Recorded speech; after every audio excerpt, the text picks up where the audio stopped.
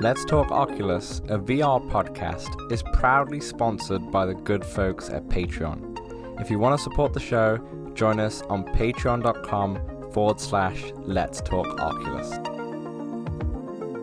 What's up, Oculus nerds? I'm Dan from Playtest VR, and welcome back to episode 64 of Let's Talk Oculus. Unfortunately, Samson is away, but we do have a very special guest, the founder, CEO of Reboot Imagine, business partner of Team Infinite VR. This list goes on. And one of the newest members of the F.Reality Crew podcast. It's José Santiago Rivera. How you doing, bro? What's up, bro? Not much, man. It's been absolutely busy. I'm so glad to finally be on the podcast. It sucks that Samson's not here, but like my shout outs to him. We're gonna do another one and connect. But yeah, man, I'm happy to be here.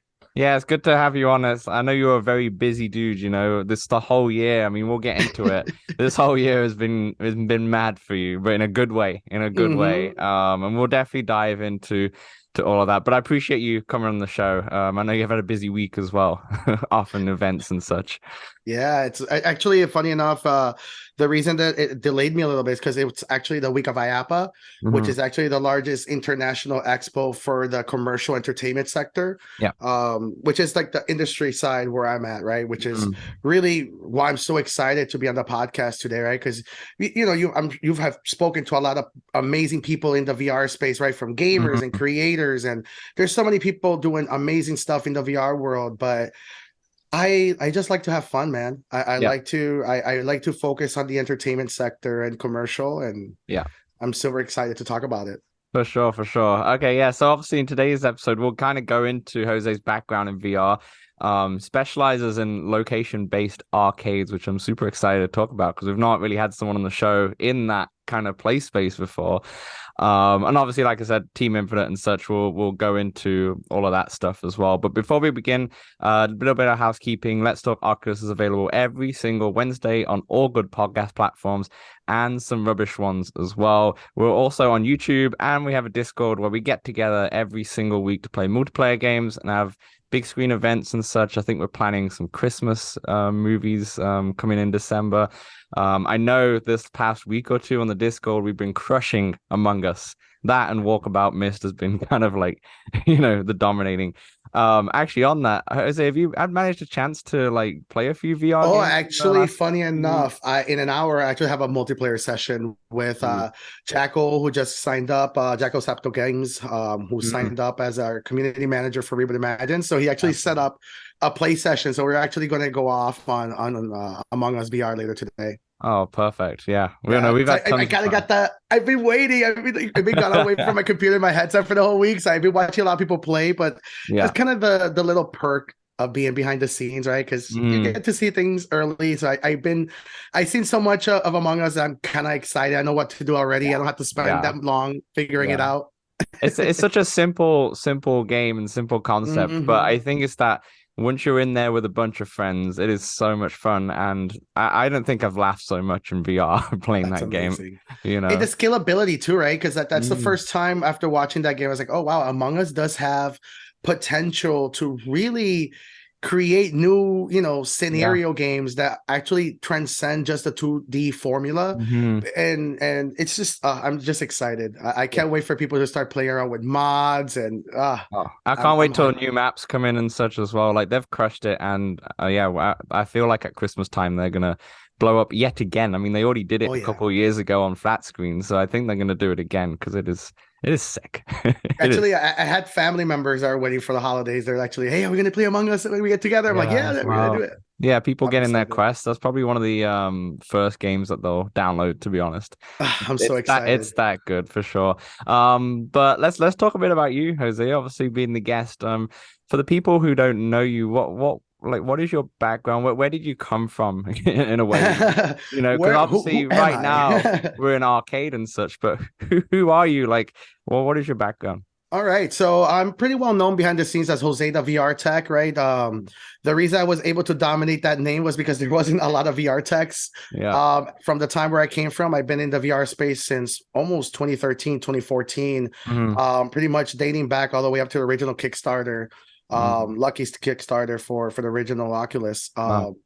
So I was very heavy in the GBA temp forums, a lot of old school gaming forums that Mm. were actually looking very into the XR development scene. I actually was really big into the PSP, PS Vita Mm. development area. So I was playing around with like the VR viewfinder with Yep. Metal Gear Acid and just Wow. really random VR well, I didn't even call it VR at the time. We just called Oh. it like I didn't even know what I was calling it at the time. It's something that actually been like trying to think back because I was playing a lot with like up screen Mm. visuals, but I never really called it virtual reality, which is really Yeah. bizarre to come to like conceptualize. So I kind of like reflect back. I was like, what was I calling it when I Yeah. was playing with this We've other? come a long way, haven't we? Yeah, it's bizarre, but yeah, man. So I come from the IT sector. I've been involved in the help desk industry since I graduated high school. So I've done everything from like IT support, help desk IT. Yeah. I did executive support for some companies, insurance companies. So I'm very Mm. big in the formal IT space. And around 2014, 2015, when VR started coming out, Mm. I found an opportunity, started having conversations with industry executives in the IT world about what adopting new hardware and technologies mean, and they gave me a Mm. shot. I Mm. found a way to get a budget for an original Oculus, and the management hated it. Unfortunately, they had no idea what to do with it. It was an insurance company, right? So Mm. it was really early, but I ended up keeping the headset, and Yeah. I feel like that was like it was like a stealthy way for me to find a way to get a headset, and it Hmm. worked, and it did. So I fell in love with VR, been focused on it. I dealt with burnout in the IT sector, so Yeah. much changing and the bureaucracy, and Yeah. it was never me. I love to have fun. I love Hmm. entertainment. I never considered myself a hardcore gamer, but I do love Mm. video games, Mm. and I love the power of gaming, right? So I was not the person that would buy like the latest AAA game, but I was Yeah. somebody that would like actively play like a lot of retro games, speed running, and I Mm. love following the industry. And Yeah. when I started seeing a lot of lanes being opened up in the entertainment sector, I was like, oh, this is kind of Yeah. the match made in heaven. And it's Yeah. like, Kind of oh, your entry arcades are starting level into that industry in a way, exactly. right? Yep, yep. How did actual VR come about? Because obviously, you're in the Kickstarter and such, but Hmm. what even made you interested in that scene? And like, because obviously the people are like, oh, I've played PSVR for the first time. I tried the first Quest 1 and such, or maybe I was in game development and that's where I got it. But where did you kind of hear about VR and kind of jump onto that scene? It's really bizarre, but I always loved the industry from the back end side, right? I Mm. loved hacking and reverse engineering software. It was kind of always where my passion always led. So Mm. I don't want to talk too much because it's things I don't want to kind of like come back Yeah. to me. But I was Yeah. very Yeah. heavily involved with like PSP hacking and like a lot of Mm. I was part of a group that was working a lot with something called the PSP Pandora's battery, Right. which was a very big, pivotal item back in the day that was allowing you to pretty much load custom software onto the Mm. PSP, and Mm. I just loved the hacking side of it. All Yeah. right, Yeah. we called them back in the day script kiddies, which were people that were really into looking at the codes Yeah. and following tutorials. That's really what I loved about Mm. technology, right? So You when that into started happening, you into modding as well then? yes, Modding heavy too? modding, Yeah. right? So when I started Yeah. seeing people like creating, the viewfinder hacks for Metal Gear Yeah. Acid, I started thinking about goggles and what could we Mm. do to like put them in football helmets. Once again, it sucks that I wish I was calling it VR, but I was just Yeah. calling it like really cool lenses, But and Palmer Lucky, did what he did with the scene, and it was kind of like ushering the polls. Like, I figured it out, guys. This Mm. is the way, and it's been magic ever since, like Yeah. every iteration, every single company I work for. So I've been trying to stay involved in the scene as much as I Yeah. could, go to conferences. I'm a big networker, as you can tell. I Yeah. love talking Yeah. more than I work. So Yeah. that's kind of where my Kind passion of comes from, background. really. And then Technology, obviously you were at reverse. IAPA. Was it this week you were at Yes. This IAPA? week, Yeah. I How actually just was got back how yesterday. wow, how was that? How was IAPA? Man, it was absolutely intense, right? I call IAPA like my industry Super Bowl, right? Which is Hmm. everybody prepares to showcase the latest products and everything in the arcade space, right? You're thinking about Mm. water slides and Yeah. bowling lanes. virtual reality arenas, esports franchises, which is a Hmm. really, really big thing Hmm. this year. VR has kind of always been and kind of tangling with the industry, Yeah. but this year it felt more alive than ever. Hmm. A lot of companies really understood what VR was. My company has kind of been involved in the space now for quite a bit. So people, every time that they saw me, they started talking about, hey, what's the greatest headset Yeah. right now for commercial? Yeah. And so there was a lot of passion. We were able to see a lot of great companies that were massively going in on Hmm. the powers of virtual reality. One that comes to mind is Hologate, right? Right. Hologate has been around in the virtual reality commercial space for quite a while, but Hmm. to kind of see them going, double down on the industry immediately, like 2 years Hmm. after the pandemic, Hmm. goes to show how there's so much interest on the global level, Yeah. right? Yeah. And they often in this industry, especially in the VR space, we kind of tend to take for granted our place in the world, right? A lot of people talk about the VR industry is dying. It's like, yes, maybe it It's feels always like it's dying. dying. It's It's always always dying, been apparently. dying. And you also think about the regional place where that person is saying that. They're saying this for the Mhm. United States, Yeah. Latin America, and South America. There's so many parts of the world that are actually now embracing Mm. the actual powers of virtual reality. I had a lot of conversations in where people, yeah, like I said, Latin America, people in Ukraine that are rebuilding, their Mm. businesses and they're rethinking from an entertainment perspective. It's absolutely Mm. wonderful and beautiful that we're Mm. seeing the third world markets, as people call them, Yeah. embrace these new technologies. So it's more live than ever. If Yeah. anything, I I think a lot of came, people are in a bubble, right? That they only see the surface level stuff things. yes. They might see, okay, maybe the Quest doesn't have many games coming out in September or in October. Oh, VR is dead. It's done. It's And like the worst part is that they underestimate like the power of what the value of AAA game means, right? hmm. I think Hmm. what's happening is that we're starting to learn these lessons. It comes to mind a lot as the Android mobile Yeah. revolution, right? Where people started realizing it's like, okay, yeah, sure, you can load up any software on Android, but Mm. what is a quality Android Yeah. program, right? Because we Yeah. were only seeing these quality Mm. software from an Apple ecosystem. Hmm. um I think that's what's happening with VR is that we're reaching a positive point of stagnation where Yeah. everybody is now okay. We're gonna make the same clone of Gorilla Tag. Okay, Yeah. let's now figure out how to make different styles of the game. So people are figuring it out in real time. It's Hmm. I talk this a lot with my team and my company. Yeah. It's I feel like virtual reality right now has reached a point where we figured out how to write text, right? We Hmm. figured out how to have conversations. We figured out what words mean, but Yeah. nobody's ever gone to say, okay, let's write down the definitions of each word so we can have a Mm. positive conversation or a negative Yeah. conversation, regardless of conversation, right? Hmm. And that's what's happening right now. I feel like a lot of companies, Meta being one of the Yeah. bigger players in it, they're actively figuring out as many concepts, systems, back-end infrastructure. Mm. I just a day ago I was watching a comment. I think it was the Golf Plus guys where Yeah. they were making a point to Boz and Carmack with the search. Oh, just being optimized, yeah, on the search Yeah, for for, yeah. golf. And under 11 hours, I saw a response from Yeah. Boz that said, hey, we fixed it. Sorted it.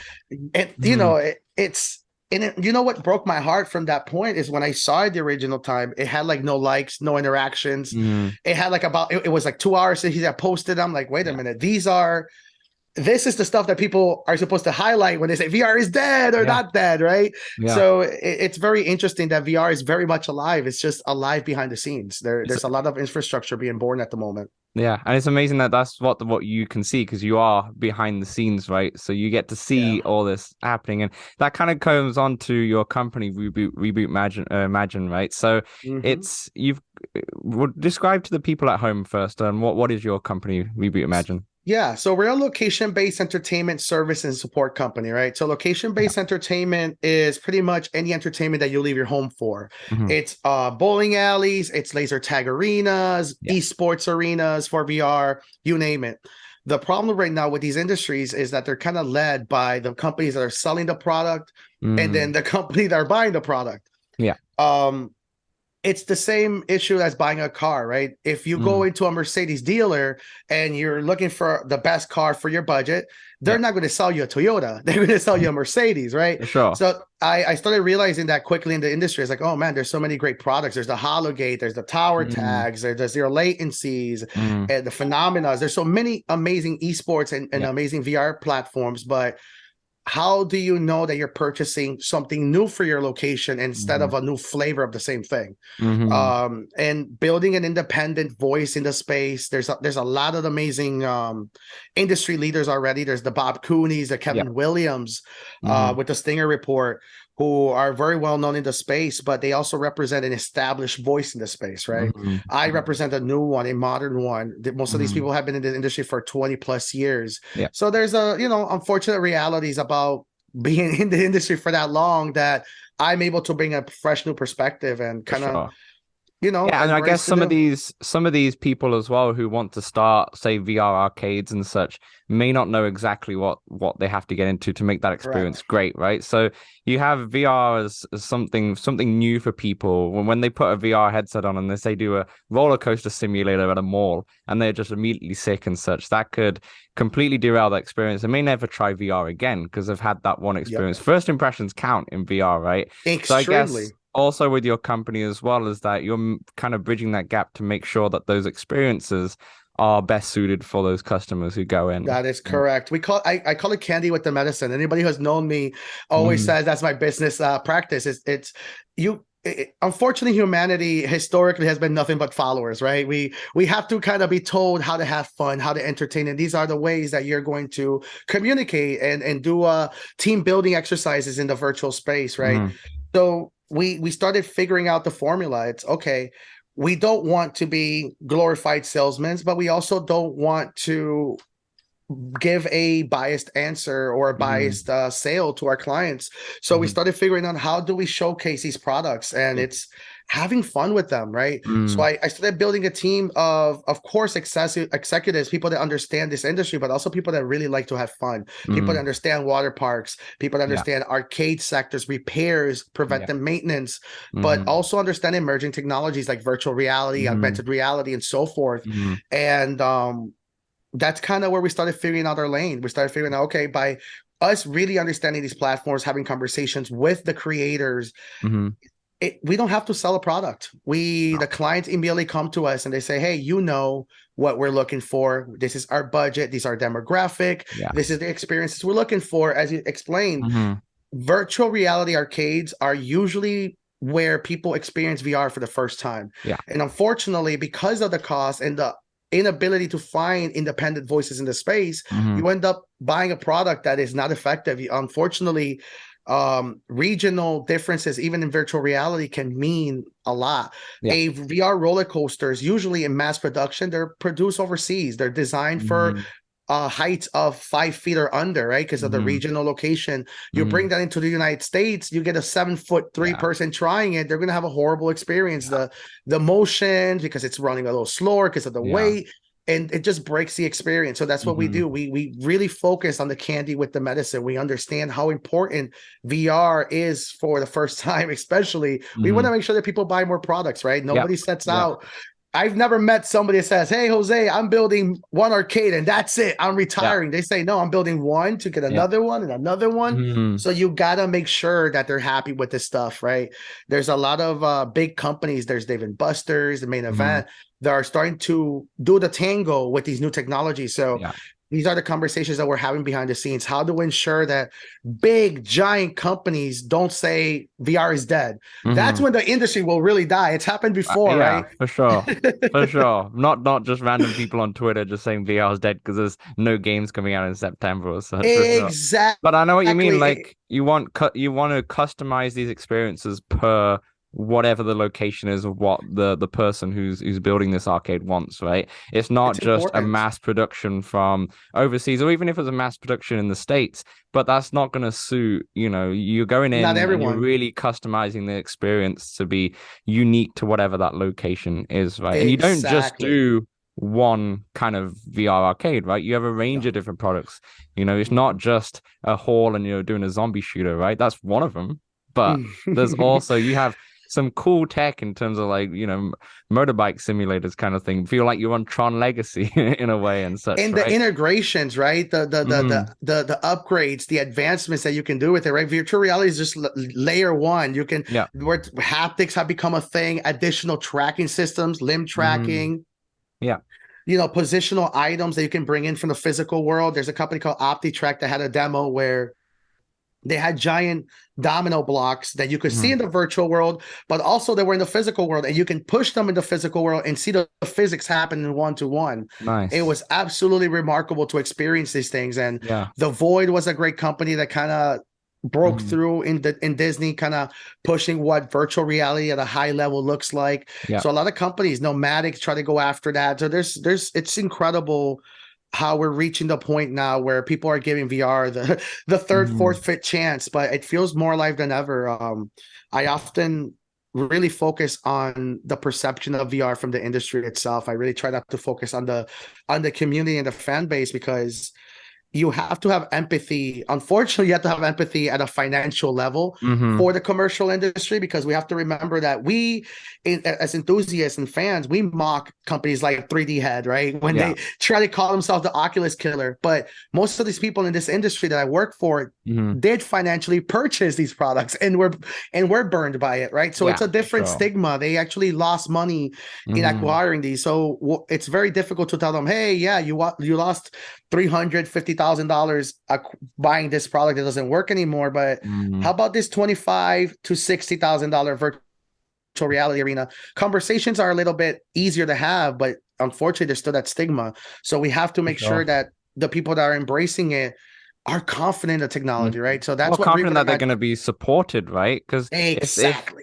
if they don't get supported after 2-3 years, the person running the arcade probably doesn't really have a clue to kind of scale this in any way, and then they're like, oh, we've just left with a dead weight in a way, a paperweight for $60,000, and it may look cool. That's the thing. It's like some of the consumer stuff, like the cat walk VR and the BeHaptic suit and such like that. If they don't have support for games or anything, then what's the point of them, right? So yeah, I can see that. It's especially on a grander level when companies are paying $60,000-$70,000 or plus more, for multiple per location. Yeah. And it's also understanding, it's going back to the analogy of the Mercedes dealer, right? They have their own Mercedes mechanics at the location, but they're mechanics to make sure that the cars that they're being sold are fixed and serviced. Once your car is sold, you don't take the car back to the dealer to get a mechanic to get it serviced. You have to find your own dealer. So what happens when you purchase this $60,000 product? We're in the VR space. We know that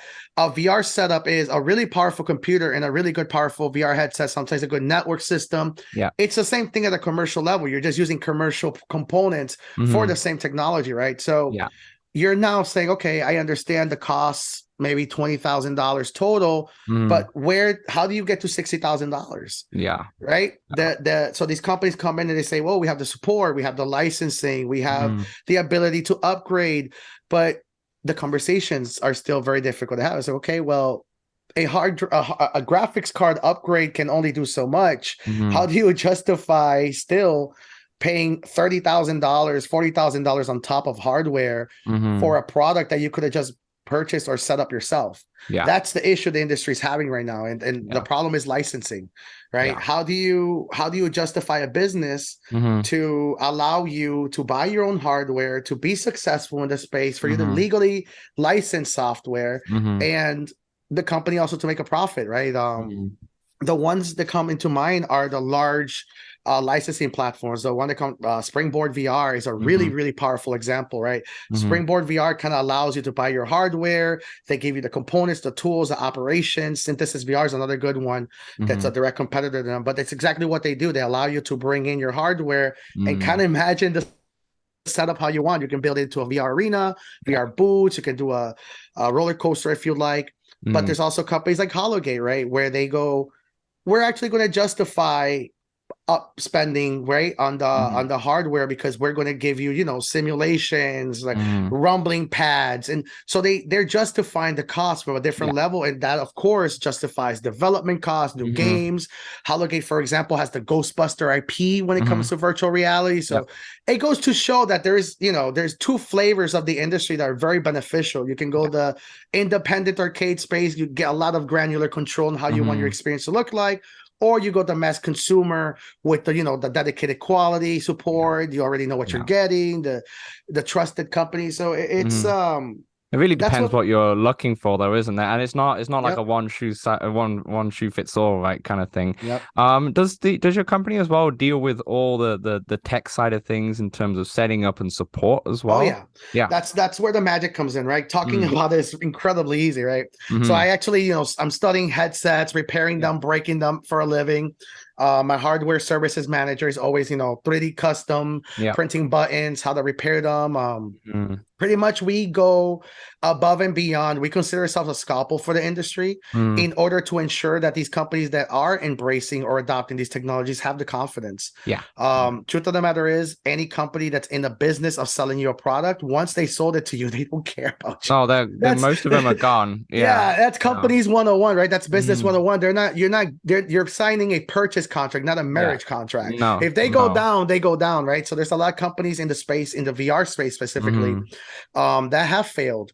But when you look at the hardware that they purchased a locked down Windows computer with a VR headset. What happens when you reformat that Windows environment and you just put Springboard? All of a sudden you have a brand new VR system that's operational. There was a lot of companies around the US and on the global level that were hurt by a lot of VR companies, especially after the pandemic, that they couldn't come back to operational. So I found a lane in having those conversations. We're like, okay, look, we understand you purchased this. If you own it, we can help you. We can install the software and have these conversations. Also, the third party sector market. It's really interesting seeing the life cycle of amusement products, right? Because and the way it starts is a amusement park or a theme park purchases the roller coaster or experience. Right. That after 5 to 7 years, you know, you have to refurbish it. You can't commercially operate it. So you sell it to a second market in a different region. And, you know, it kind of goes through in like about 20, 25 years, you see it in a, you know, traveling carnival. That's kind of like the life cycle of VR. So starting to see a lot of old school VR technology hit the carnival circuit. There's a lot of new conversations because we go in there and say, hey, I see that you have a 2014 VR headset. You know that we can do a lot more with those simulations, and it's really cool. Is that a problem for you that these headsets are like 2014 are still active, not giving the best experience possible on a carnival level? It comes back to the, you know, having a experience in the mall with the roller coaster that doesn't. Absolutely. You definitely don't want to keep them on using like the original Vive. You definitely want to upgrade them at least to an Index or a Vive Pro. So there's definitely that, and that's the exciting part, is that most of the graphics cards for these computers on these headsets, they already have the RTX 1070s or something higher, so they could handle the better fidelity headsets.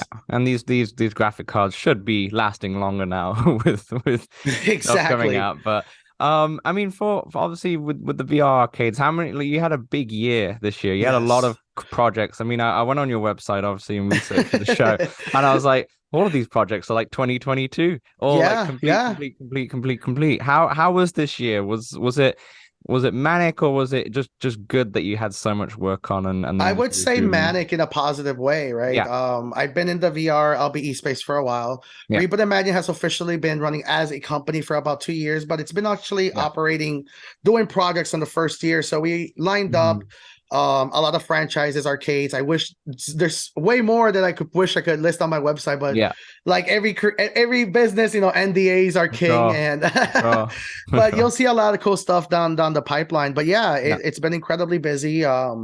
Virtual reality, especially commercial mainstream virtual reality, is actually quite new, right? VR on the commercial level, if you've been using Steam VR, Steam VR didn't become really usable when it comes to just audio mirroring level until like version 1.2. And that came out less than a year and a half ago. Mm-hmm. So think about that in the commercial VR sector, arcade booths and automations, kiosks that, use all of these VR magic to Mm-hmm. share the audio. They were not working most of the time. Mm. So you had arcades that, they were calling their support systems every single Yeah, day. all Like, the hey, I time. restarted the computer. Yeah. So I started realizing, how do I fix these issues Yeah. at the companies I was working for? And it's dedicated IT support, Mm-hmm. right? I've worked in the IT networking sphere, and we have something called a network administrator, sysadmin, that Mm-hmm. just monitors traffic. So we started implementing ITSM, like just basic Yeah. skills that you normally see in the IT world, Yeah. into the arcade VR space. So Mm-hmm. we brought in a tech that pretty much monitors all of our client systems. We Mm-hmm. built APIs that detect Yeah. if a headset gets disconnected or CVR crashes. So before they Mm-hmm. even send us a message, the issue is usually resolved.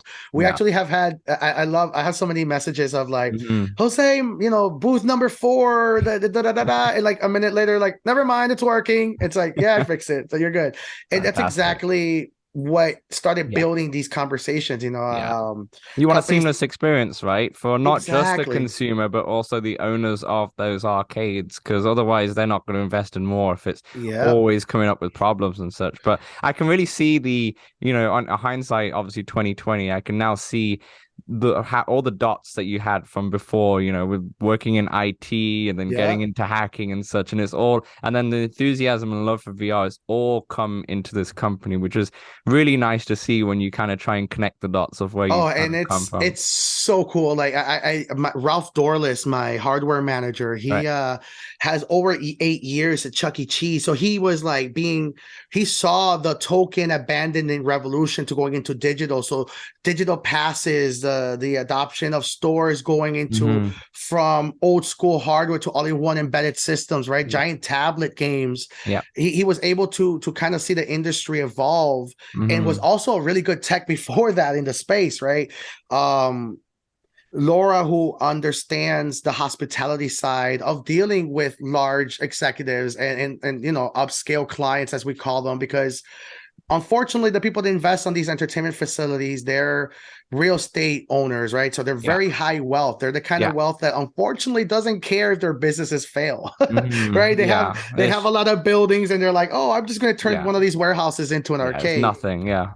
It's and the unfortunate part is that most of these business ventures, they end up costing, between 150,000 to upwards to 1 million or more, Yeah. Yeah. depending on the investment and what you want to do. Yeah. So the last thing you want to do is ever upset an investor that doesn't care about losing the money. And they're like, wait Hmm. a minute, I'm dealing with a $200,000 headache. I can just buy Yeah. myself a Ferrari. Yeah. I So can just get rid of this in a second. Yeah. Easy. exactly. So we're competing with a Ferrari. So Yeah. that's how I see it. I am, Ferrari customer service for Hmm. VR, for arcades, for entertainment Hmm. sectors. Yeah, that makes a lot of sense. Yeah. I was gonna ask, obviously Mhm. the Quest 2 is so popular, right? The mobile Yes. VR headset. I can see the little Pro behind you. I love my little pro. We'll talk about that in a moment, but Yes. the Quest 2 is so popular, right? But every time I speak to my friends or so who are not in the VR bubble, they don't really know about the Quest 2 still. They still think it's a PC VR headset,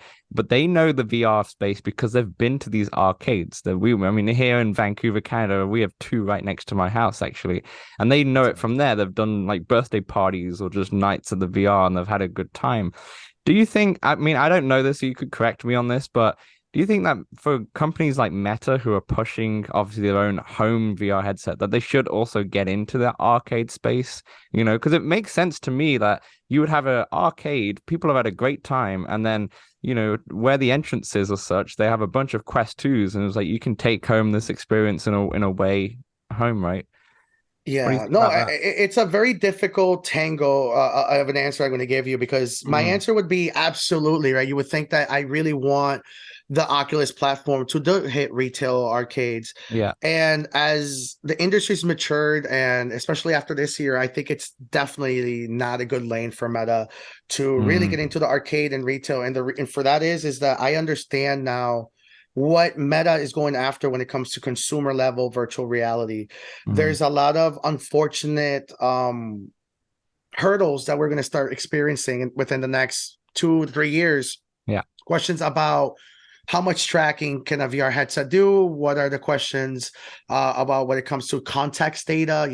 Um, it's really cool that we get to build blueprints of our locations and our homes by our phone just being in our pocket. But Yeah. a lot of businesses don't like the sound of that. A lot of Mm. homes and users don't like the sound of that. There's a Mm. lot of data that and unfortunate realities that we're going to kind of have to figure out before a company that is in the industry of data gathering and Yeah. thus making decisions on that, Yeah. they should hold off from the commercial sector. Mm. When the original Quest came out, the VR space was very excited, especially the Yeah. commercial sector.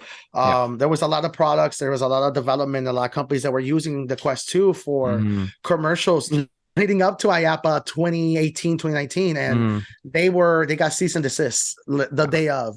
And there was a lot of heartbreak. There was a lot of negative contentions towards Meta, but I Yeah. have spoken to a lot of people behind the scenes, and these are the answers, kind of Mm. a way of me telling you kind of what they're leading towards. But yeah, the Quest Pro is a good example of that, right? The Quest Pro is kind of targeting a business consumer, but Mm. it's targeting a business consumer at home. They're not really Yeah. targeting yet the companies that are really focused on keeping all of their data from the ground up, right? Like Mm. architects or private sector that are designing bridges, Mm. things that you definitely don't want people to accidentally snoop into that data, right? No. So those are the questions that XR will be facing soon, and Yeah. that's all licensing. Mm. So to summarize it, licensing is very difficult. Companies like Springboard VR, they have to kind of do direct, Yeah.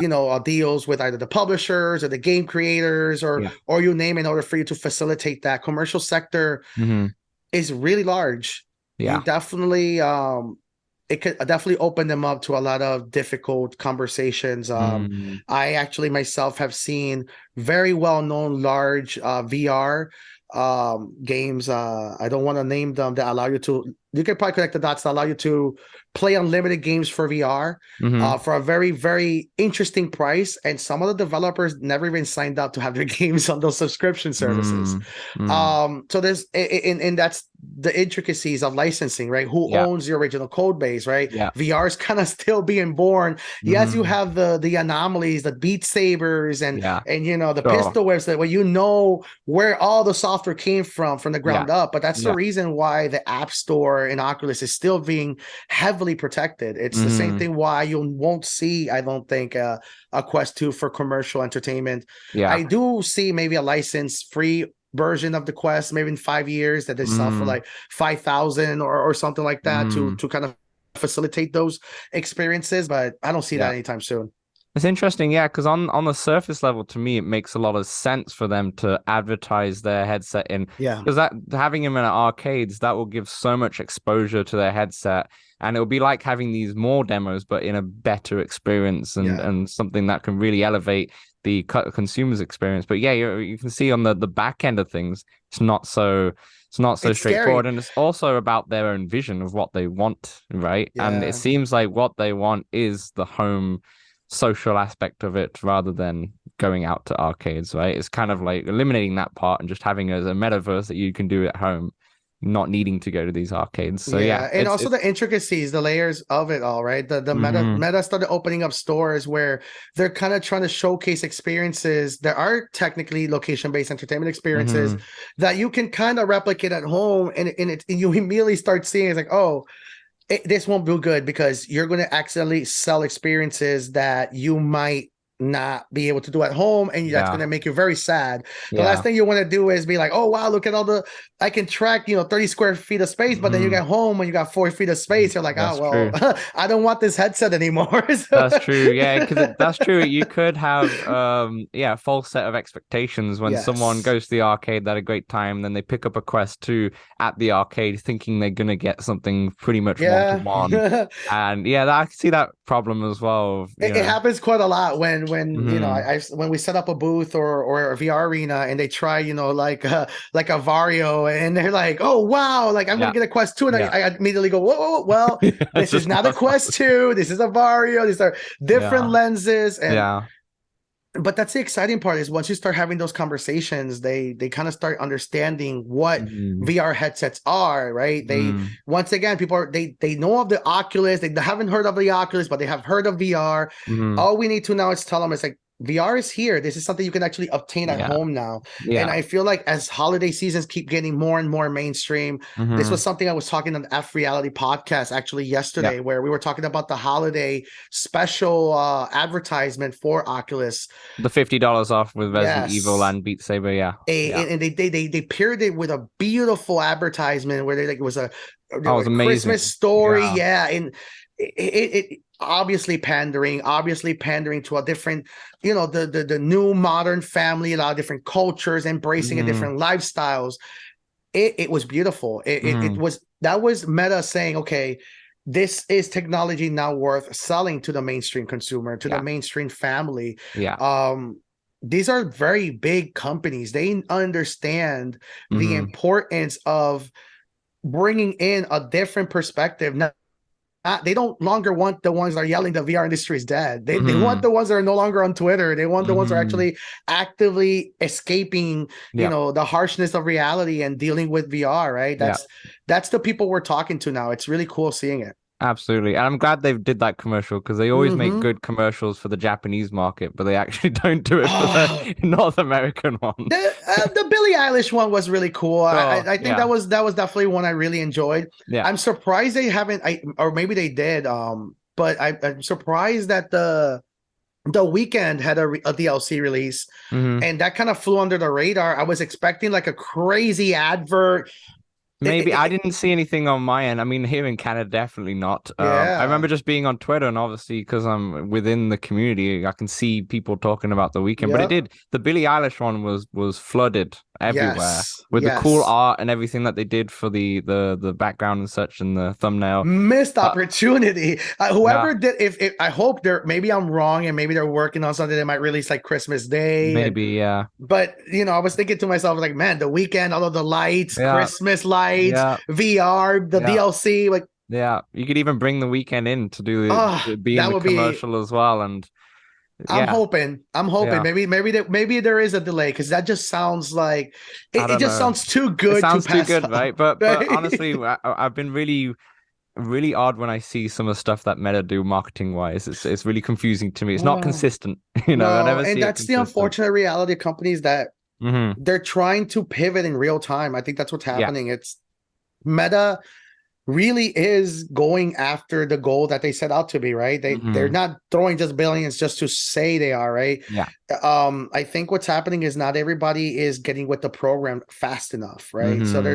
there's logistics, bureaucracy, lawyers. I've met some people that work at Meta that were very disgruntled about the metaverse. And at some point as a business owner, you kind of go like, well, if you're not a fan of this, why are you working with a company Yeah. that's Yeah. kind Yeah. of Yeah. heading towards that, right? Because it's kind of Yeah. at some point you do definitely, as a creator, as somebody that's being a part of the next generation, you Hmm. either have to embrace it if you are a part of it, For sure. or start building towards something else, right? If you Yeah. are a part of that directive, Yeah. you're signing up for that directive. Yeah. So I think that's what's happening when you see that those weird disconnects at a very Hmm. high level, right? Hmm. I But think we also because it's a vision. It's something that's yes. their vision is 5 to 10 years out what they actually want. And if you don't believe in that vision, then yeah, that disconnect can happen because And it's so beautiful that they're being honest about that. hmm I feel that we at some point we gotten so used to companies lying to us. We gotten so hmm used to people that are going out of their way to build a vision, and hmm they say, "Oh, next year," right? There's so many. I was actually reading the Pimax headline yesterday, and these guys were like offering us the world by 2 months from now. I was like, "Oh no! Like, why No, would you do no. that?" This was a company that really set out to say, "Look, Hmm. we are aware of the infrastructure requirements. It's going to take a Yeah. little bit." Yeah. And they're building things that makes you go, "Oh, I have Hmm. felt more of a futurist playing around with the Quest Pro that I have Yeah. with the Quest 2 even, right?" Hmm. Hmm. Quest 2 for me felt like a really, really good VR headset.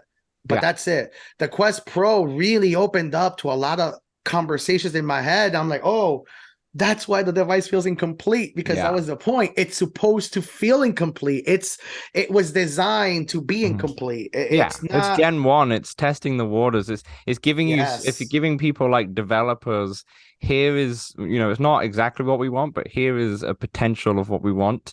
go and try and make something that works decently well, and then we'll bring out the Quest Pro 2 in a couple of years' time, which nails all these extra features. It will be ready for everything that Gen it's 2 is going to be created. excited. I'm really excited about the Quest 2, the Quest Pro I'm 2. excited for Gen 1 next year. Yeah. It's remarkable. Yeah. Just think about and once again, what these devices do outside of what they're putting in your eyes, right? Mm-hmm. They're detecting the proximities. They're detecting the lights. They're detecting what you're seeing, what direction you're staring at, how high you are, right? How close you are to an item based on the position that you're staring at. Yeah. So we're getting to a point where you're going to be able to calculate hand gestures towards an item, right? Yeah. These controllers are now operational outside, independently of the headset. They have their own programmable software. Their own chip inside there. They're computers in itself. Think about the T calculator, the advanced calculator. You can there's people that are building games for these calculators. Yeah. Yeah. What happens when somebody builds an operating system that's outside of the VR headset for these controllers? That all of a sudden you connect them to a computer and you are interacting with virtual spaces without the headset. Yeah. There's a company called ET, I believe, that does something similar where they're playing with gyroscopes and a lot of motion sensing and pressure sensors. And I believe they have like a index controller replacement now that looks like Knuckles, but it's... That's exactly what we're reaching. We're reaching what people love to mesh with VR a lot. It's spatial computing. This is spatial technologies. These are technologies. And this is, it may sound a little bit offensive, and I don't mean it in that way. But when I talk to my friends, it's like spatial computing is, how would you get somebody like Helen Keller into the metaverse? Right? So historically, Helen Keller was lacking a lot of senses. How do you get somebody like that to interact and feel as one of us, to have a real sense of presence in a virtual space? Okay, she may be blind, but how do you interact? Once again, there's spatial, there's sensors, there's haptics, there's a lot of new technologies. That's what spatial computing is. VR is just one small component of it all. One little bit, One little bit. It's exciting because it's kind of hard for me, and I'm sure for you as well, when you see a lot of reviews for the Quest Pro, and a lot of people have said it's terrible. I remember seeing was it from the Verge? I think the Verge, Verge review gave it like, this was awful, gave it like a 4 out of 10 and such. And I was reading the review and I was like, I love this headset, but I agree with all your points. But the thing is, you got to remember that this headset, like you said, is going to be very different next year. It's going to be very different by February or so, right? Look at even the Quest 2 is a good example. The Quest 2, when it first came out to what it is now, is completely different. It's very hard to, I've been umming and ahhing because I was thinking of creating a review on the YouTube channel I have. And I was like, I don't know if I can do it yet. I think at least a couple of months, because there's nothing, things are not done yet. Like the Horizon workrooms and such are not fully done yet, but they will be soon. It's more software issues rather than hardware. The hardware is pretty good. I would love, if you want to do something with the Quest Pro, it's something that I've been actively searching on for the Quest Pro when it comes to reviews. I would like to see a future review done today. I would like to see somebody look at the Quest Pro and just imagine themselves, it's 2026. What does the Quest Pro have now?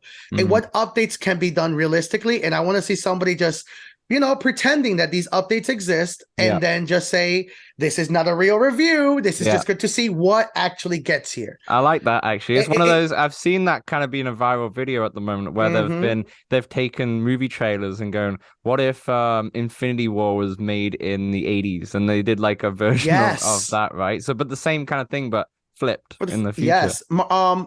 NKBHD has a really cool video where he was I don't remember what technology product it was, but I think it was actually Android. Right. And it was like, these are the top 10 things I would like to see from Android in 10 years or 5 years. And he actually did a revisiting of that video where he went like, oh, all of these features now exist, right? Yeah. Oh, I think it was for iOS, actually. I think it was like the multitasking and all of the features that we take for granted that we never think about. They don't exist for VR yet. Yeah. No, they don't. No. Copy and paste don't exist for VR yet. What does copy and paste in XR look like?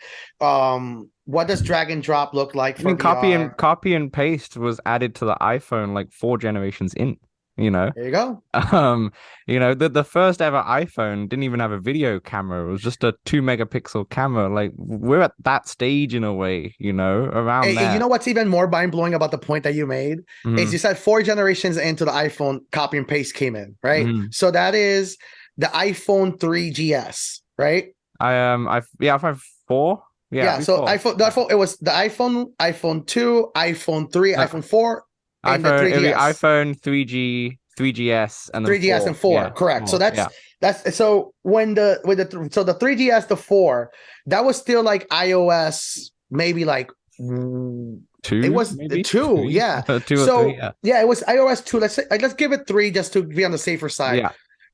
I think it was iOS 7 no, it was iOS 11 because I remember this that Hmm. abandoned the iPhone 4. Yes. Yeah. Yeah. So that's almost 3 to 5 years so that pivotal update for that phone Hmm. still apply to a lot of older generation devices that Yeah. weren't even being sold because by the time that the iOS came out, the 4 existed, so the 3GS, the 2 and the 1 got that Hmm. update. Hmm. Yeah, I Hand was just about tracking, to correct our point yeah, there. Copy and yes, paste feature was introduced to the iPhone OS 3.0 in 2009, on the iPhone 3GS. So there's three 3GS. Okay, that's what I generations. figured. Three Yeah, 3GS. Okay, generations. Yeah. perfect. So it's 3, but once it's still applied to the 1 and the 2. Yeah. Yeah. Yeah. That's what I'm trying to get at is that hand tracking just got released for the Oculus Quest 1. There's Hmm. still things that are being figured out for older devices, for older Yeah. tracking systems that we're going to see. Hmm. We will see a huge second market Hmm. boom for the original Vive, the Vive Hmm. Pro, because everything is going to be handled in software. All of these old Yeah. devices Yeah. are going to now be working together. Somebody will figure it out. It's like, yeah, you can use, base stations 1.0, Yeah. but you'll be playing, a modern XR game Yeah. because all the tracking language definitions are happening in the Well, background. the Quest Pro controllers are going to work on the Quest 2. That's So emulation. yeah. That's emulation. Yeah. It's beautiful to think about. Mhm. I'm just so excited. Yeah. I can't wait for the Quest Pro controller mods for the PlayStation 5 or for the PSVR. Yeah. It's going to Yeah. happen. It's inevitable. Absolutely.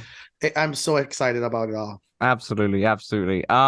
Just before we kind of move on from, I know we Mhm. went on a tangent, but in terms of Reboot Imagine, I just had three Yes, questions that Samson wanted me to ask you. let's So do it. first one, he said, VR tech is ever changing. Quest 1, Quest 2, Quest 3, all in the span of like 4 to 5 years. How can a business be expected to keep up with these costs in an arcade sense, or do they even need to keep up with them? Like, do they really need to refresh often right now in the VR space? It's being understanding the technology, understanding hardware, understanding computers 101, right? You Hmm. don't purchase a brand new computer every 3 years. If you No, do, hey, more power to some you, people, yeah. ball away, right? Yeah. But you upgrade as you go. You upgrade Hmm. as the requirements come in, right? When a Hmm. new game comes out, you look at the minimum and then Yeah. the specific requirements that you're looking for. Yeah. And based on that scale, you're going to get a really good optimal experience or a Hmm. decent enough experience. Hmm. What does your arcade want to go after? Do you want to go after the optimal experience every time, or Yeah. as new things come out, you kind of moderately upgrade as you go? Yeah. That's the exciting part. How do we maintain our scalability and our ability Hmm. to ensure our company is there along the way? Yeah. Staying on top of it, Yeah. we're attending it IAPA, right? IAPA is a great Hmm. example. We attend every Being single aware of one. all the emerging technologies and such. And yeah. AWE, the CES, Yeah. the licensing expo, every single industry event, there's a 99.5% chance to see somebody in my company there. Hmm. And Hmm. that's the value. It's we get to be kids that enjoy learning the new entertainment mediums, and we Yeah. get to have those conversations with the people that, quite frankly, may have the understanding, may have the resources, but quite frankly don't have the time. Yeah. Building an arcade is a very hefty, long, tedious process. There's a lot of Hmm. logistics, legalities, there is regional codes and fire Hmm. codes, and you name it. Yeah. And we do it very well, very, very fast because Yeah. I've been in this space and I fortunately have built conversations with, city council members, Hmm. just people you never think behind the Yeah. scenes that love VR and they want it Yeah. Make it to happen. thrive. Yeah, Yeah. especially universities, right? Hmm. One of the largest hurdles for VR labs was that VR was for a very long time considered game technology, right? Hmm. So only gaming focused universities were adopting these technologies. And until people like me and yourself that started saying, hey, wait a Yeah. minute, VR is more than games. This is just Hmm. a small bubble. There's a lot of Hmm. features. There's people saving the world, people Hmm. researching. So that's Yeah. why universities are now embracing these technologies, right? So Hmm. Yeah, because there's scalability so is many very different easy. use case right in front of VR. It's not just games. It's yeah, like people. I mean, I know Nike creates shoes in There you VR, for go. example. Yep. So they do that in Gravity Sketch. So it's kind of funny because the next question that Samson said actually says any piece of advice for someone running a VR arcade. Be independent.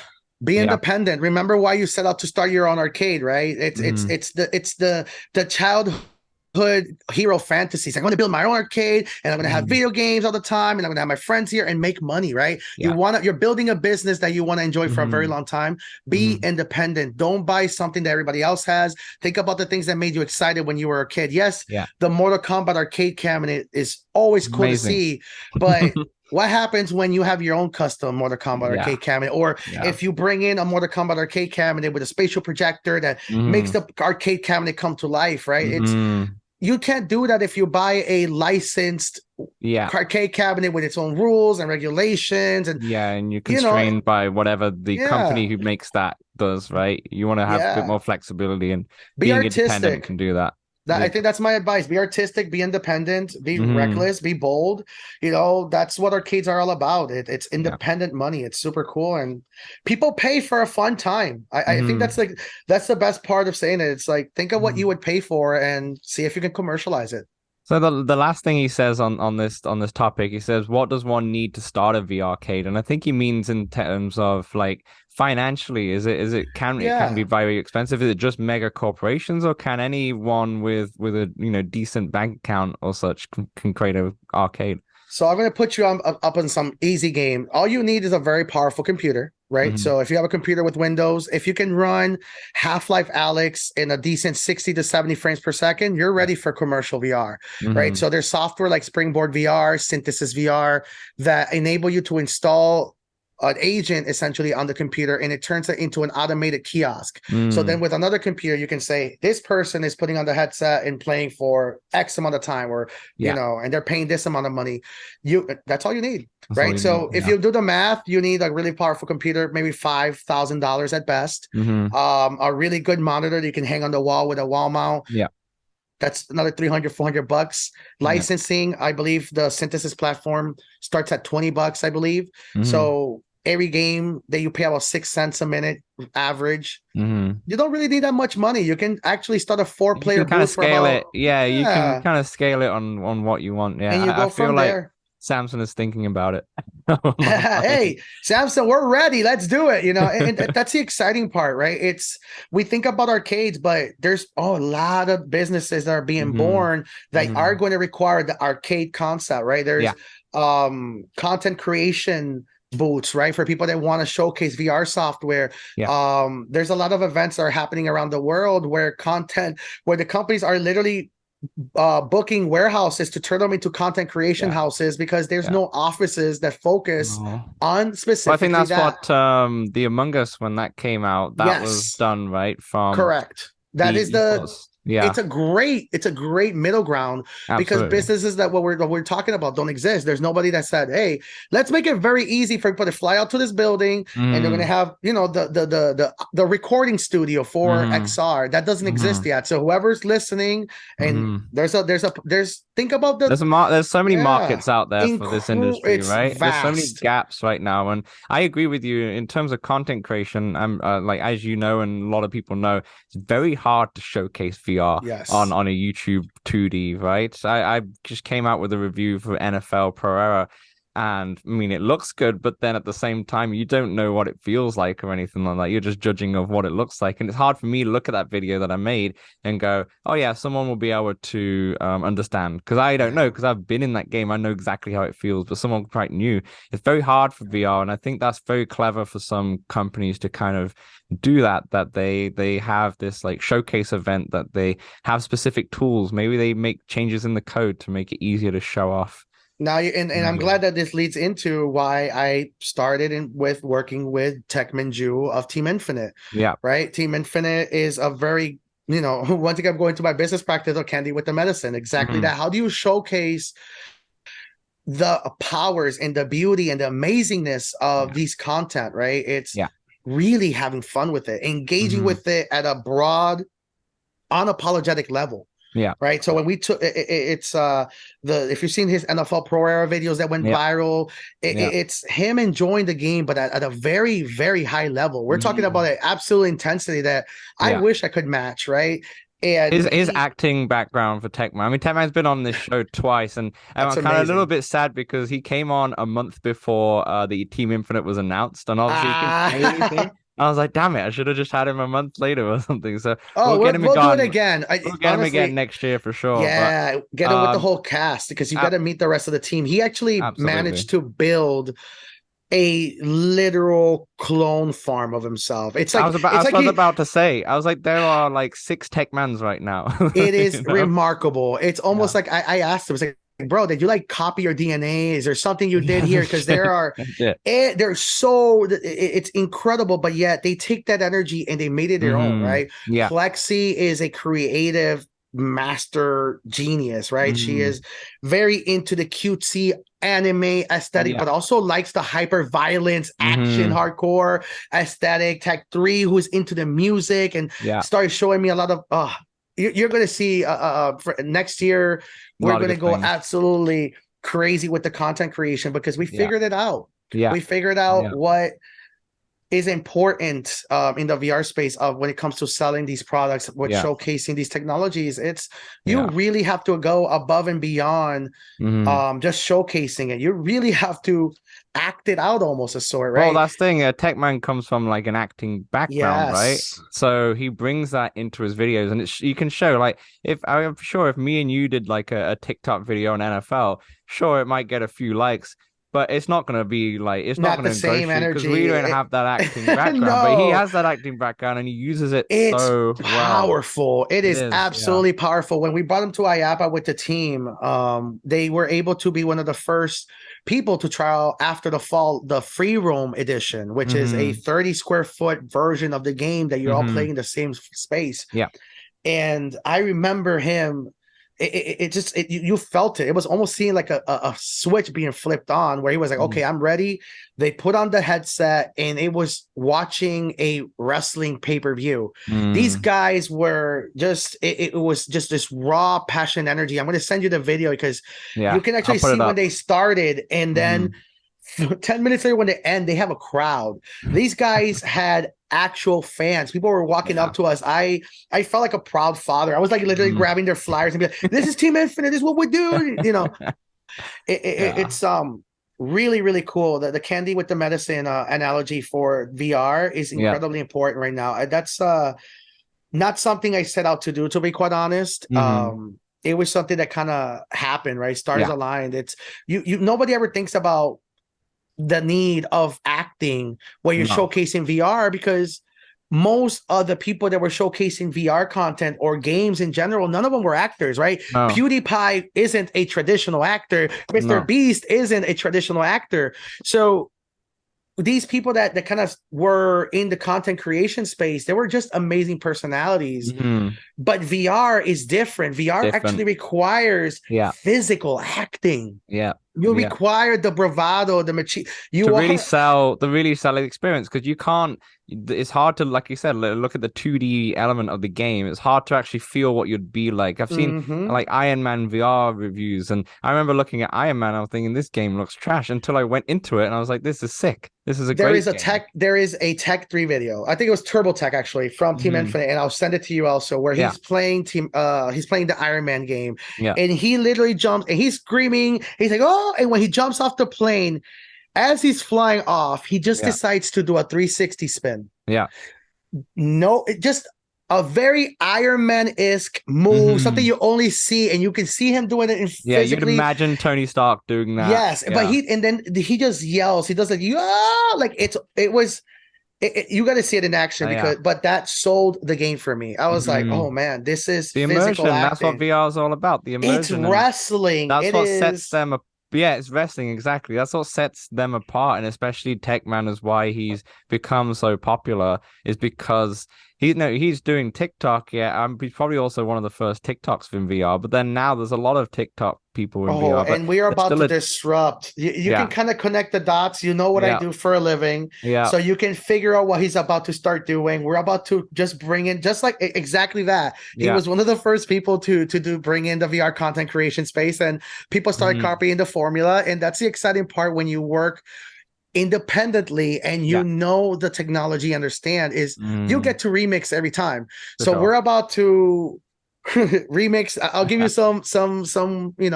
some early ideas, but after the fall Freedom Edition, content creators can't access this easily, right? Nobody can be like, unless you have your own arcade. For sure. That should give you enough. So I understand exactly. Team Infinite is going to start really building a lane that we've never seen in esports. We've never seen in commercial entertainment, and it's just going to be fun. I'm very excited for you and obviously the whole team and such. I just wanted to also mention I think it's also probably very proud that it is people with color as well. Like, people of color are, I would say, are just underrepresented in most industries, right? And especially the VR industry.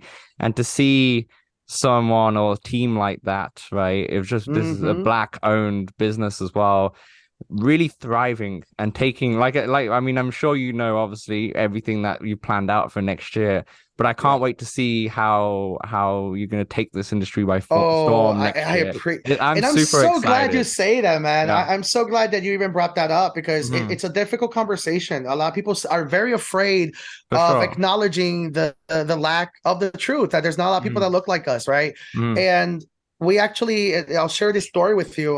During IAPA, we got invited to an amazing VIP after party from the chairman of IAPA, who happens to own the Ripley's Believe It or Not company. So we had Ralph, my hardware manager, who is one of the most smartest and kindest and most intelligent men I know, happens to be black, proud Asian, and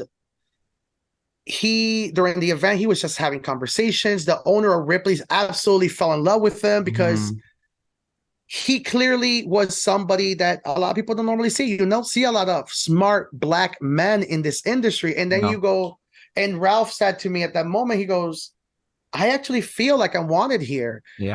But why am I the only black person here? And it was the truth. And being respected as well. Exactly. The respect, the feeling. It's when you feel different, you can easily gravitate to the energy when you know if you're not wanted or wanted. You focus on that energy. Absolutely. And the energy was extremely positive there. And he was actually realizing in real time, I was like, oh, wait a minute, this is actually a fault of the realities of access.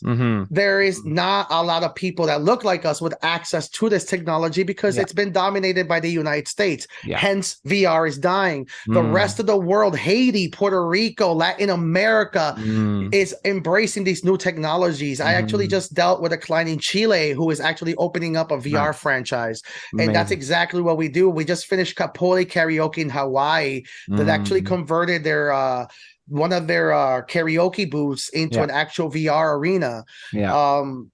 These use cases are being happening in real time around the world. So it's super cool. It's super cool. And obviously as well, with Team Infinite and such, and having those faces of people of color, it's going to inspire a new generation, whether it is in content creation, whether it is just to get into the industry and such. They look at you guys and go, they look just like me. I can do it too, right? They have something to relate to. for That's the why I'm first here. time, which is That's great. genuinely why I'm here. That's the reason I decided to step up and do Yeah. podcasting. To be quite honest with you, I consider myself an introvert. I like to work. I like to fall in You're a love with hacker. That's technology. typical Yeah. hacker in a I'm a way. typical hacker by trade. I don't look like one. I'm not the wearing, black with the eyes. No, I'm a Yeah. lo-fi. I like to party. I'm the I've not the seen some type of the of shirts you wear. I've seen the images yeah, of them. exactly. I'm a very happy person, right? I'm Yeah. not the Yeah. traditional watchdogs Yeah. esque hacker type, Which right? is great. You're breaking the mold, which is great because there are so many people like you who don't go into it because they don't feel like they Yeah. belong in that space, you know? That's So, my goal. I think to kind of give you a really powerful answer to what we're talking about is mhm. that's what me and the team spoke to. That's exactly was my response to Ralph when he was acknowledging and realizing that he was Yeah. wanted there in real time. It's like, bro, like all we got to do now is ensure that next year Yeah. you don't have this feeling anymore, that there's Mhm. 30 of us in there, there's 20 Yeah. of us.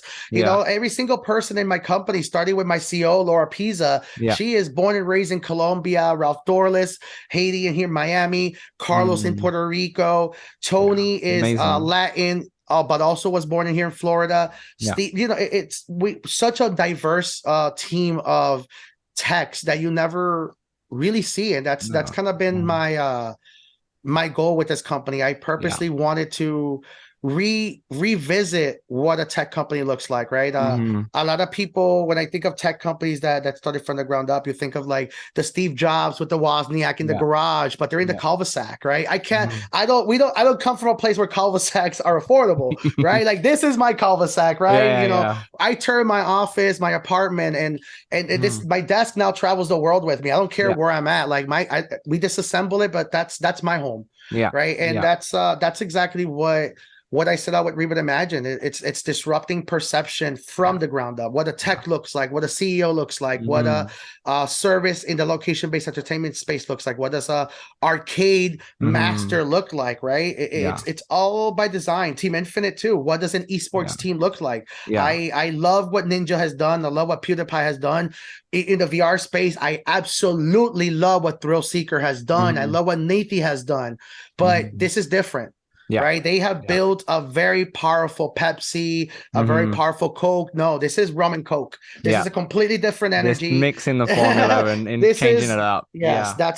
that's our culture. That's I what we love always that. And been. you're behind all of the business aspect of you. There is a human element to it, and I think Yes. sometimes that can be forgotten from a lot of people. And it's great to Mhm. hear that. Honestly, it's really good to hear that. It's important to celebrate it, right? A lot of Absolutely. people, especially in our cultures, right? This goes beyond just black and brown. It really Yeah. affects everybody. Is that Yeah. we're told to be afraid of building businesses. We're afraid. We're told to be afraid of building support for the things that we're passionate about. As long Hmm. as you do it ethically, as long as you're honest, as long as you even Meta, once again, as long as you let the clients and your customer base know, hey, it's going to take 5 years. If Hmm. they want to get mad at you, let them get mad at you. It's based on honesty, Hmm. Yeah. right? So Yeah. that's what I always tell people. My company's candy with the medicine. I am building a business. I unfortunately have to charge an arm and a leg for building For an sure. arcade. This Yeah. is generational wealth, right? Yeah. It's There's a not. It's recession. There's we gotta eat, exactly. You want to make money in a Yeah. recession in the entertainment world. It Yeah. can be done. It's just it Mm. takes a lot of understanding, and Absolutely. that's what we do. We make it very fun, right? Once again, Hmm. it's confidence. I don't want any client to go like, "Oh, you're too expensive." No, Yeah. they say you're too expensive, but I'm having fun. Exactly. This is Exactly. great. You You're know what I worth mean? it. You're worth it. I'm happy to We're worth trust it. you with it for sure. I'm just a bit conscious on time. Just kind of Yes. wrap up to a couple of things here. Just first of Let's all, do it. I see that I don't know if you can talk about it, but I see you have a project called Arcade Finder coming out in Jan 2023. Can you say Yes. anything about that yet? Yeah. Or I yeah, don't want to say too much about it because it's actually being architected in real time, but sure. Arcade Finder is a concept to essentially find arcades, right? Mm. Right now, what is a modern arcade, right? You think of a Yeah. Dave and Buster's, you think of a Chuck E. Cheese, Yeah. but there's much more than that. There's people that are running, high level art Hmm. venues, right? Hmm. XR interactive art galleries. There's a lot Yeah. of unfortunately, right now, XR movies or XR theater productions are only being showcased in virtual reality production events or art events Yeah. because nobody has gone out of their way to say, oh, this is actually an entertainment medium. If there was a company that allowed me to go see an XR movie every Friday evening, I Yeah. would be there every Friday evening. Yeah. Yeah. But no, but they don't know how to build these venues, right? So we have to start finding ways, building the structures behind it. It's, if people are going to start building these venues, somebody has to find them very easily. Yeah. So Yeah. that's I think that's what I can say with Arcade Finder is. Nice. It's really good candy with the medicine, allowing people around the world to wherever they're traveling, find the It's like best a of the hub best. to kind of find exactly, the Yeah. candy without a medicine. I swear I was going to be stuck in my head all day now. A lot of people see me all the time and they see that, but it's true. You You need a want, t-shirt with it. I'm telling you now. I'll get it. I'll definitely make one. You'll be the first to have one.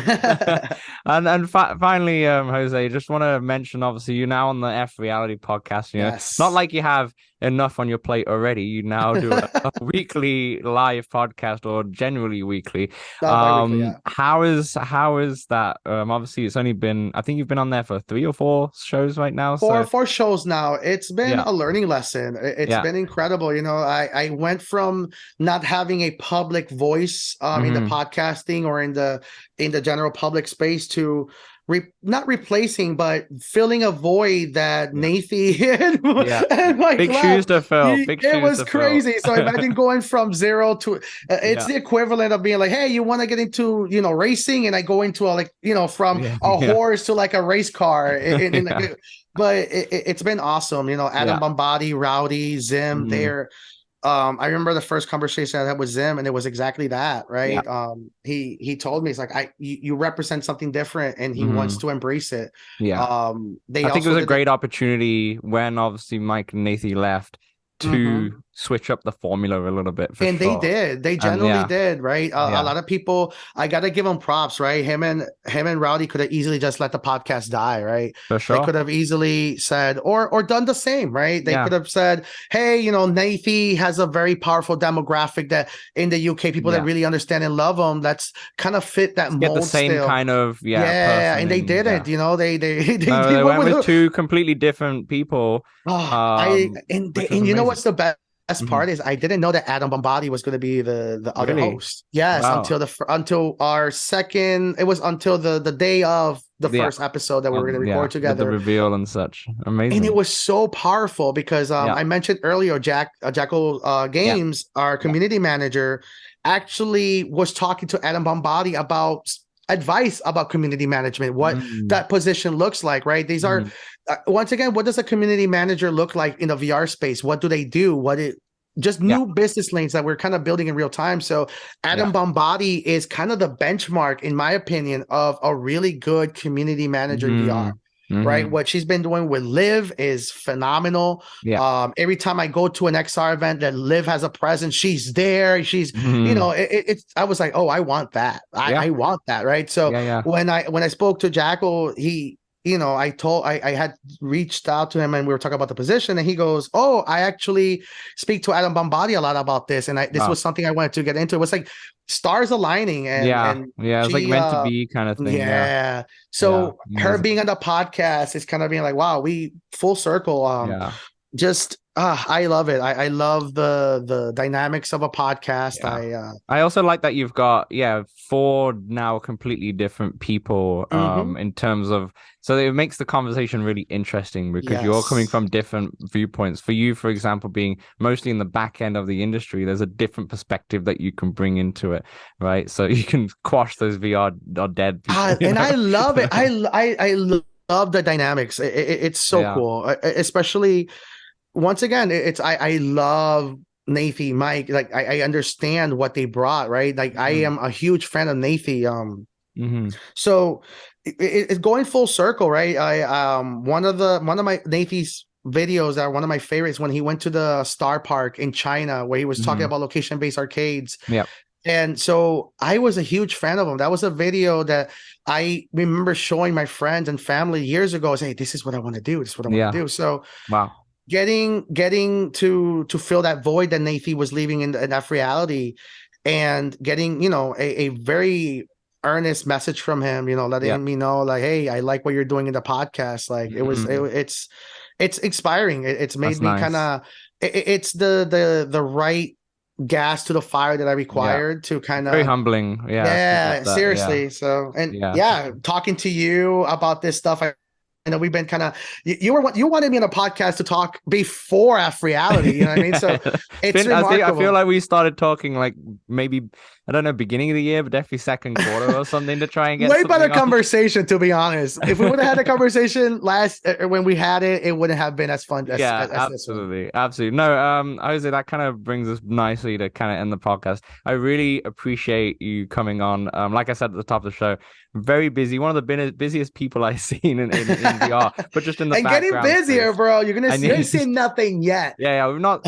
That's what I'm saying. I'm saying, I'm like, next year, you've got obviously Reboot still going on a high, but then you're adding this Team Infinite, that's really going to pop next year. And I'm super excited to see what you and the rest of the team do. And for sure, we'll have to get the whole Team Infinite crew on the podcast one day. Maybe one day we'll do it live, and just maybe we'll bring you to an event that we're planning. We're actually we're gonna do, once again, we've had the conversation about representation. Yeah. We're not going to be people that just talk about it. We're going to do some really cool stuff down the pipeline where we're planning some charity events, some toy drives. So I definitely want to bring you into some of those events so you can really see what a real esports team looks like. We're not here to talk about it. I'm not going to be like, you'll see, guys. You'll see. No, 100%. I'll be down, and to do a live podcast at that event to meet all of you, that'd be amazing. But yeah, Jose, thank you very much. Obviously, do you want to plug your Twitters or where can people find you?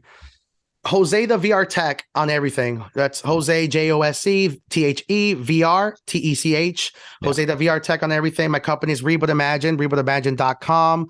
But yeah, reach out to me on any message. I'm really, really easy to reach out to. So I'm a DM away. All the links will be in the description below, as well as the F.Reality podcast that you're now a part of, which is amazing. But thank you, Jose, and definitely thank you to everyone who's been listening and watching from home or car or wherever you are. Till the next time. Or in the metaverse. Or the metaverse. Bye.